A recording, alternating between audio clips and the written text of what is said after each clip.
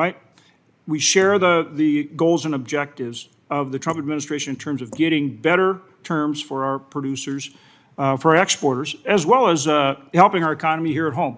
Talk about how you're going to help us work through the short-term disruption to get to the long-term goals that we all share. Welcome to True Voice, folks. I'm Andrew.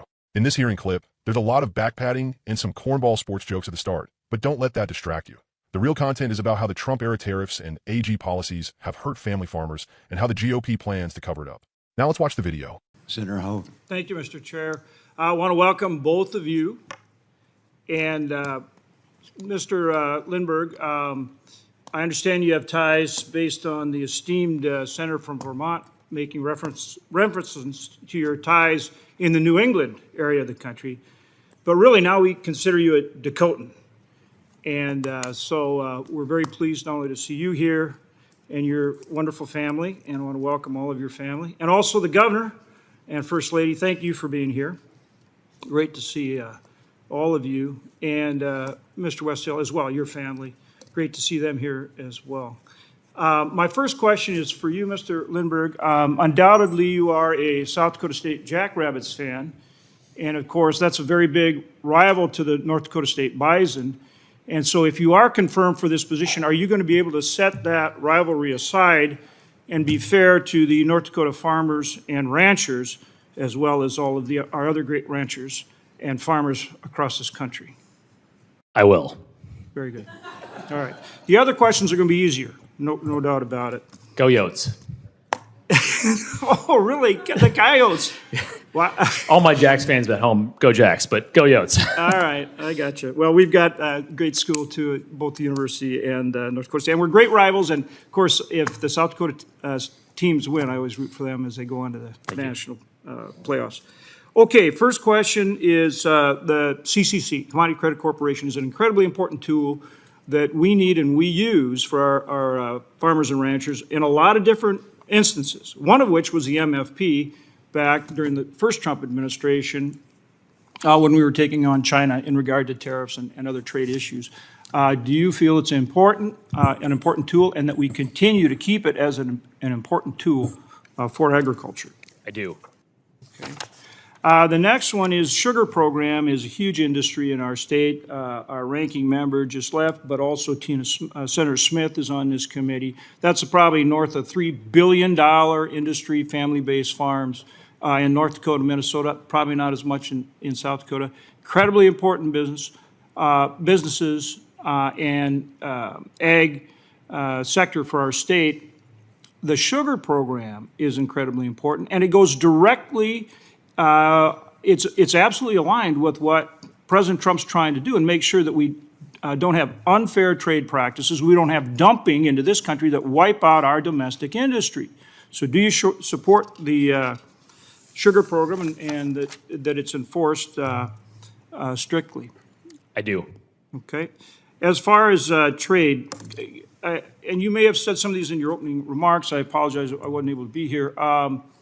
Your sense of how we work through, we all want a level playing field, right?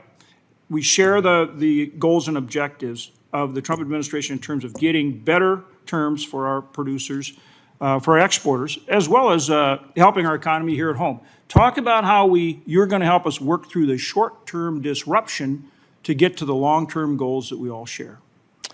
Yes, thank you, Senator. I appreciate that. And what I believe is that, as Secretary Bessent mentioned this morning, there are trade deals on the horizon in the short run here, and that we will see new market access generated through President Trump's negotiations.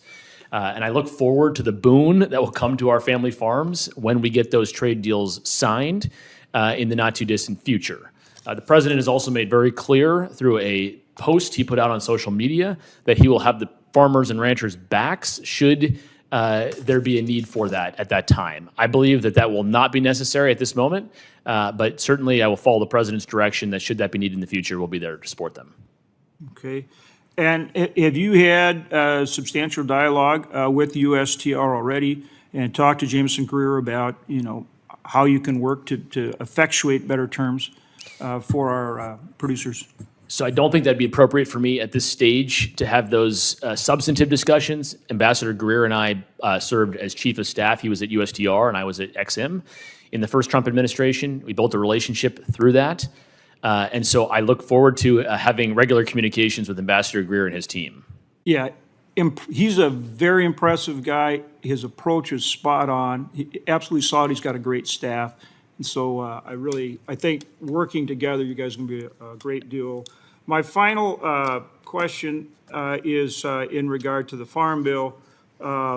In the opinion of myself, and I think others on this committee, we have to have affordable crop insurance, and we have to update ARC PLC reference prices and have a viable countercyclical safety net. Though I know you're going to be discussing trade agreements along with MAP and the FMD program, do you share agreement with that approach on behalf of our farmers and ranchers?